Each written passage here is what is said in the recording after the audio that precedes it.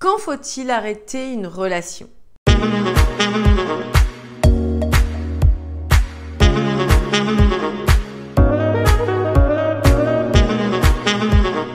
Bonjour mesdames, j'espère que vous allez bien, que vous avez la forme et que vous avez toujours envie d'optimiser votre vie, d'être la meilleure version de vous-même pour attirer à vous les choses, les belles choses qui vous conviendront vraiment, qui correspondront à la version que vous êtes. Ici Samantha Porpiglia, votre experte, votre coach en relations amoureuses, mais aussi en développement personnel au féminin.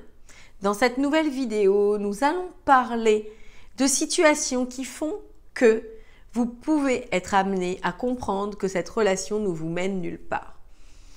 Attention, je tiens à mettre un bémol à tout ça. Je ne suis pas là pour vous dire qu'il faut que vous quittiez votre conjoint. Toute situation est différente et nécessite à ce que l'on puisse vraiment s'y plonger, regarder les subtilités, regarder l'essence même de cette relation et si on peut la sauver. Je suis partisane du fait de dire qu'il est plus facile de faire avec ce que l'on a. C'est-à-dire que si vous êtes avec un homme, c'est que déjà vous l'aimiez, que vous étiez bien ensemble, il peut y avoir des choses qui se sont passées et il y a des actions à mettre en place pour justement optimiser cette situation, que de se dire, eh bien voilà, j'envoie tout balader, je vais rechercher quelque chose ailleurs, voir si l'herbe est plus verte ailleurs. C'est une réaction que l'on peut avoir, mais qui sur le coup nous soulage peut-être, mais ne nous permet pas d'obtenir des bons résultats.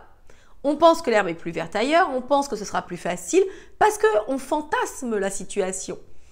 Mais mesdames, si vous n'arrivez pas ou du moins vous attirez à vous certaines situations, s'il y a des blocages, s'il y a des schémas qui se répètent, vous pourrez changer de partenaire et vous attirerez encore et encore les mêmes situations, les mêmes schémas parce que vous n'aurez pas compris le message. Parce que vous n'aurez pas grandi dans votre cheminement personnel, parce que donc vous n'aurez pas diagnostiqué ce qu'il vous fallait pour passer à l'étape supérieure. J'en parle régulièrement, nous sommes à la fois les maîtres et les élèves de chacun. Lorsque l'on rencontre quelqu'un, que ce soit positif ou négatif, il a quelque chose à nous enseigner. Si nous ne comprenons pas les messages derrière tout ça, on va reproduire encore et encore les mêmes schémas, les mêmes situations avec des partenaires différents et en soi, il y aura toujours le même résultat d'échec. Donc, nous avons besoin de parfois nous arrêter, de comprendre ce qui ne va pas, que ce soit avec cet homme ou avec un autre, pour en soi nous évoluer. Vous comprenez? Donc ici, je ne parlerai pas de violence physique, verbale, je ne parlerai pas non plus de tromperie où il faut regarder la situation en particulier. Je ne parlerai pas de choses graves, un homme qui dépense tout l'argent ou un homme qui boit énormément et qui vous rapporte rien ou qui est dans un état pas possible. Bref, que des situations qui sont vraiment douloureuses. Je vais vous parler de situations qui demandent à ce que vous puissiez optimiser cet état de fait, à ce que vous puissiez comprendre qu'il faut que vous vous arrêtiez à un moment donné et que vous puissiez vous poser les bonnes questions. Premièrement, vous êtes plus triste qu'heureuse. En effet, être avec un homme, ce n'est pas une contrainte, ce n'est pas une obligation, ce n'est pas quelque chose que l'on doit faire pour être comme tout le monde, c'est quelque chose qui doit vous apporter du plus dans votre vie, qui doit vous impacter positivement, qui doit vous porter le fait de partager quelque chose, le fait d'être empreinte à une certaine positivité grâce au fait d'être ensemble, d'avoir une émulsion tous les deux qui vous apporte du plus dans votre vie. Si vous êtes plus triste qu'heureuse, eh bien, il faut vous poser les bonnes questions.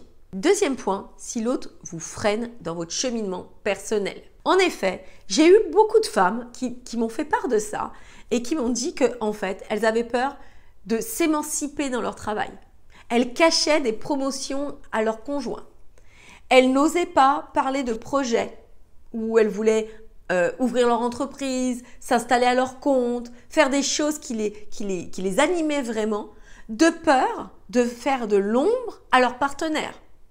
Ou certaines femmes qui ont des envies et qui se réfrènent parce que ça va poser problème dans le couple. Ça, c'est véritablement un souci, car vous ne pouvez pas être avec quelqu'un qui ne vous permet pas de vous émanciper, de vous épanouir. L'autre doit être votre coéquipier dans vos projets. Il doit être votre partenaire.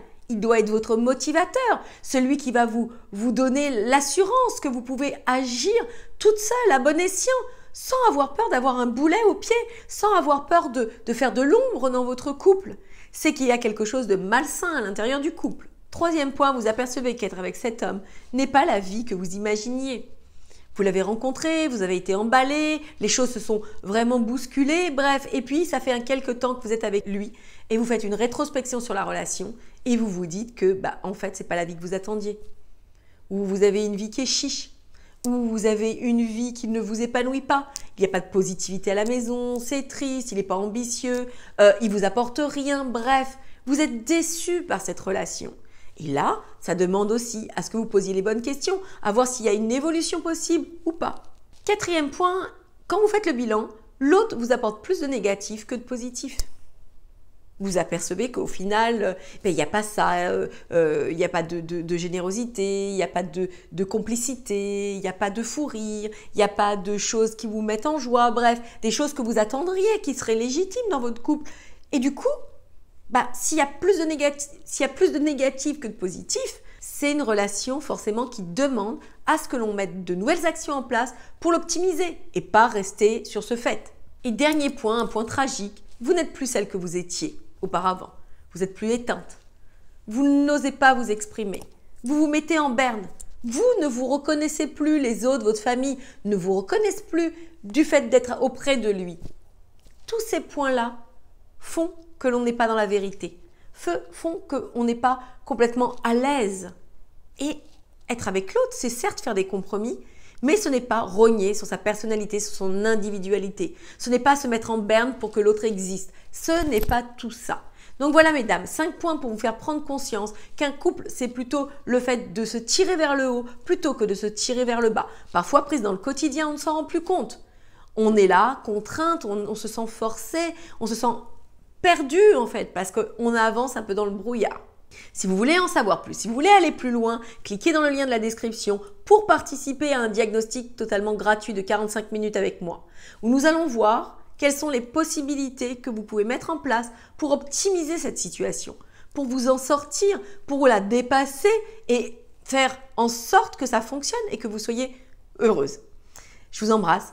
Je vous dis à très vite pour la suite de nos aventures. Portez-vous bien, prenez soin de vous et n'oubliez jamais que vous méritez le meilleur et de ne pas faire de compromis sur votre vie.